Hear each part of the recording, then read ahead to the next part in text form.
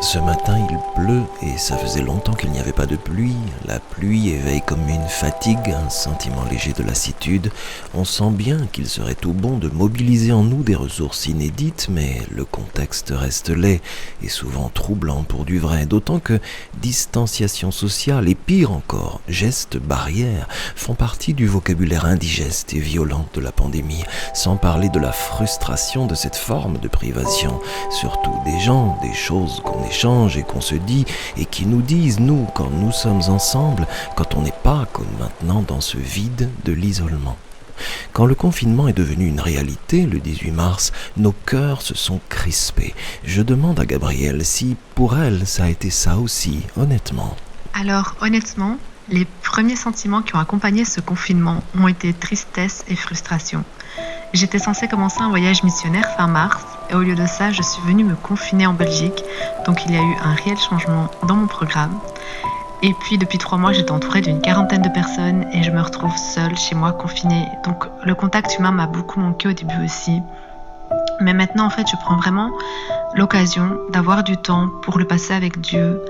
Et ça fait vraiment du bien parce qu'en fait, on est toujours en train de courir dans nos vies, mais là, elles sont un peu mises sur pause et on a le temps de le voir agir et d'être plus sensible, je trouve, à lui dans nos gestes même du quotidien, dans nos vies de chaque jour. Et je me dis que si moi je suis confinée chez moi, Dieu, lui, il n'est pas confiné, il n'est pas surpris de ce qui se passe, il n'a pas de distanciation sociale à respecter envers moi. Et donc, ouais, c'est vraiment l'occasion de pouvoir me rapprocher encore plus de lui et de pouvoir passer encore plus de temps dans sa parole. Et ça fait du bien.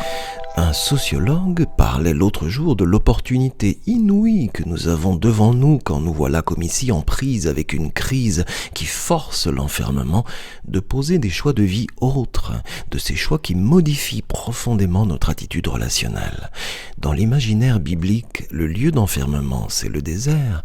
Or, le désert, le midbar en hébreu, est tout sauf le lieu du silence parce que la racine de ce mot a tout à voir avec la parole, avec ce qui se dit, ce qui se révèle, avec le choix de tout ce qui peut venir en nous formuler quelque chose de nouveau. Non, la Bible n'est pas un livre qu'on range, dit Gabrielle. Dans la Bible, il y a la puissance d'un récit de vie, les mots bougent vers nous, viennent vers nous, elles nous cherchent, cette parole. Oui, la Bible, c'est plus grand que juste un livre, me dit Gabrielle. Et cette certitude lui fait du bien et l'encourage. Le fait que je passe plus de temps avec Dieu fait que je passe plus de temps dans ma Bible. Et c'est vraiment enrichissant, ça fait vraiment du bien. Parce que la Bible, même si on l'a déjà lu une fois, c'est pas un livre qu'on range, c'est vraiment un livre où on peut encore découvrir des choses, où un verset va nous parler de différentes manières. Et ça fait juste du bien, même si on sait que Dieu, c'est un Dieu qui nous soutient, que Dieu, il nous aime, que Dieu, c'est un Dieu de proximité. Enfin, même si on sait tout ça, le fait de relire ces passages dans la Bible où on voit que Dieu guérit, que Dieu restaure, que Dieu reconstruit ce qui a été brisé, enfin, où on peut relire à nouveau ces passages, dans ce moment difficile, justement, ça fait juste du bien. Parce que en plus de le savoir, ça nous le rappelle quelque part et ça vient vraiment nous mettre cette conviction en nous de qui Dieu est encore plus et de pouvoir s'appuyer sur ces promesses-là pendant ce moment de confinement qui ne doit pas être évident pour tout le monde. Non, elle a raison, rien de tout ce qui nous arrive n'est évident vraiment. Ne pas manquer d'un toit et d'un chez-soi aide, ne manquer ni de réseau, ni de fruits, ni de chocolat, ni de wifi aide, mais quoi d'autre que mieux de plus vif pour nos âmes, de plus apaisant pour tout ce qui s'abîme ou se modifie en nous qu'une promesse. Une promesse grande comme celle que crient les prophètes.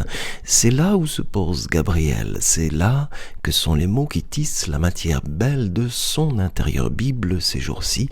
Et d'ailleurs ces mots, les voici. Car le figuier ne fleurira pas, la vigne ne produira rien, le fruit de l'olivier manquera, les champs ne donneront pas de nourriture, les brebis disparaîtront du pâturage, et il n'y aura plus de bœufs dans les étables. Toutefois, je veux me réjouir en l'Éternel, je veux me réjouir dans le Dieu de mon salut. Ce que j'aime dans ce passage, c'est qu'on voit qu'il y a des choses qui ne vont pas, mais que la joie de l'Éternel est un choix. Dans de telles circonstances, on peut se dire soit on se laisse accabler par nos émotions, soit on choisit la joie de Dieu qui est gratuite et qui est juste inébranlable. Et donc, même dans nos épreuves, le fait d'avoir cette joie de Dieu, c'est une force et elle nous apporte plus de sérénité et de paix. Et même si j'entends tout ce bruit et que je suis bouleversé, même si ma bouche tremble de peur, même si mon corps devient très faible, dit le prophète, cette seule chose habite en moi. Tu es ma force, mon choix et la raison de ma joie. Attention, la Bible peut faire gravement du bien à la santé. Elle ne contient ni diluants, ni agents toxiques, ni substances allergènes.